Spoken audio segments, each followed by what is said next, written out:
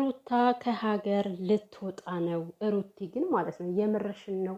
ልዑሌን ጥለሽ ጨክነሽ ከሀገር ልትወጪ ነው? በጣም እኔ እንጃ፣ እኔ እምነት አላደረብኝም ልዑሌን ጥላ ትወጣለች የሚል። ምክንያቱም ታዩዋታላችሁ ለልጇ ያላትን ፍቅር በጣም እንስፍስፍ ነው የምትለው። እንኳን አይደለም ይሄን ያክል ጊዜ ወጥታ ልትቆይ እና እንግዲህ ያው አብርሃምንም አናግረዋለች። ምንም ነገር ከማድረጌ በፊት እሱም ማናገር አለብኝ፣ ምክንያቱም ከዚህ በፊት ያመጣብኝ ጣጣ ስላለ በማለት አናግረዋለች። እሱንም ከአብርሃም ሲጀምር ምንም የሚጠበቅ ነገር አይኖርም። ምክንያቱም እሱ የሚመልሰው መልስ አራባና ቆቦ የሆነ ስለሆነ ያው እሺ አላላትም። ምን አስበሽ ነው ያላት ማለት ነው። እኔ አብርሃምና ሩታ እንደዚህ እየተናናቃችሁ እንደዚህ እየተጠላላችሁ ቀን በቀን የሆነ በቃ በየጊዜው ቪዲዮ እየመጣችሁ የምትሰሩት ነገር ሁልጊዜ መገናኘታችሁ የነሱ ሃፒታይት ሁላ መስሎ እስከሚታየኝ ድረስ ማለት ነው። ማለት የሰው ልጅ እንደዚህ እየተናናቀ ለማውራት እንኳን በስነ ስርዓቱ እየተያዩ አይደለም የሚያወሩት እና የሆነ በጣም በመናነቅ አይነት ስሜት ሆኖም ግን በየጊዜው ይገናኛሉ ማለት ነው። እንግዲህ አብርሃምም እኔ አልፈልግም ከኔ ጋር እንዲቀመጥ ከእናትሽ ጋር አስቀምጭ በማለት መልሰውላታል። ሰላም ሰላም ቤተሰብ እንዴት ናችሁልኝ? ደህና ናችሁ? ሁሉ አማን ነው? ሁሉ ሰላም እና ፍቅር ያላችሁበት ብዝት ትርፍ ይበልላችሁ። ልዑሌ ግን ማለት ነው የምር ካደገ በኋላ እኔ እንጃ እናቱንም አባቱንም የሚወቅስ ነው የሚመስለኝ። ለምንድን ነው በእኔ እንደዚህ ስትደራደሩብኝ የነበረ ብሎ ነው የሚወቅሳቸው የሚመስለኝ። በተለይ ደግሞ አብርሃም እኔ እንጃ ወቀሳውን ቻለው። የልጅህን ግልምጫ ልጅ አይጥላ፣ የምሬን ነው ልጅ አይጥላ። በጣም ከባድ ነው እና እኔ የምሬን ነው የምላችሁ ሩታ የትም ልትሄድ አይደለም። ሲጀመርም እንደኔ እየተረዳዋት ያለሁት የምትሄድ አይደለም ግን አንድ ማድረግ የፈለገችው ነገር አለ።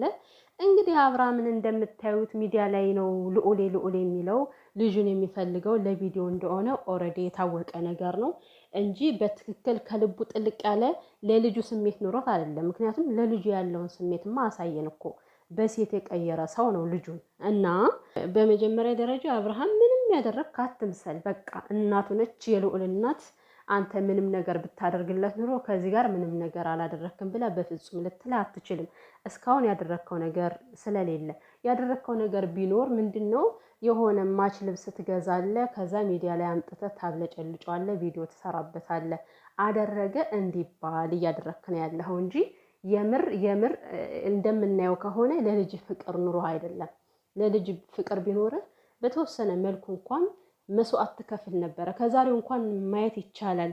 በእርግጥ ብዙ ነገር ቢያስፈሩህም ከሩታ ላይ እምነት ባይኖርህም በልጄ አልደራደርም የምትል አባት እንዳልሆንክ ዛሬ እኔ አይቼዋለሁ። የፈለገ እምነት ባያድርብህ ከሩታ ላይ ማለት ነው፣ በልጅ ግን በዚህን ያክል ልትሆን አይገባም ነበር። እና እኔ ያደረኩትን ሚዲያ ላይ ማድረግ አይጠበቅብኝም አልክ። አይ ኦልሬዲ እኮ አደረግከው። ሚዲያ ላይ ማች ልብስ ገዛለት ምናምን ነገር ቲክቶክ አሰራው፣ ቪዲዮ አሰራው፣ ጅም ወሰድከው።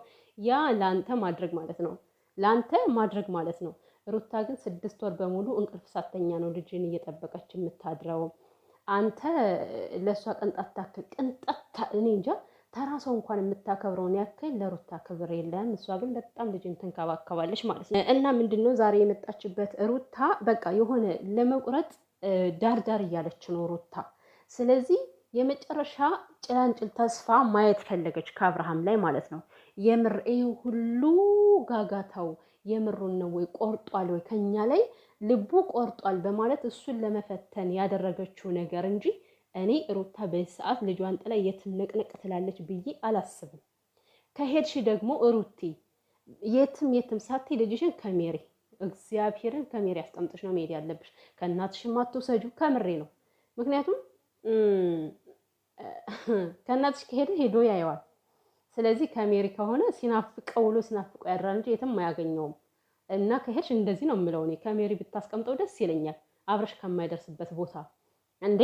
በስማም አንተ በዚህኛው እየገደልክ በዚህኛው ስታድን አይደብረን እንዴ? አብርሃም ግን የሰው ልጅ አንዴ ተሳሳተ ማለት እንደው እድሜ ዘላለሙን ሴራ ሲያስብ ይኖራል ማለት አይደለም። በራሷ ፈቅዳ ቪዲዮ እየሰራች ነው። እንግዲህ ይሄ ቪዲዮ ሚዲያ ላይ ይለቀቃል። ከዚህ በፊት አንተ ያደረግከው ላይ ምንም የሚገናኝ ነገር አይደለም። አንተ ያለ ፍቃዷን የወሰድከው ልጁን ምንም በማታቀበት ሁኔታ አሁን እዚህ ጋር አድርሻ መጣዋለሁ አልክ፣ በዛው ይዘው ጠፋ።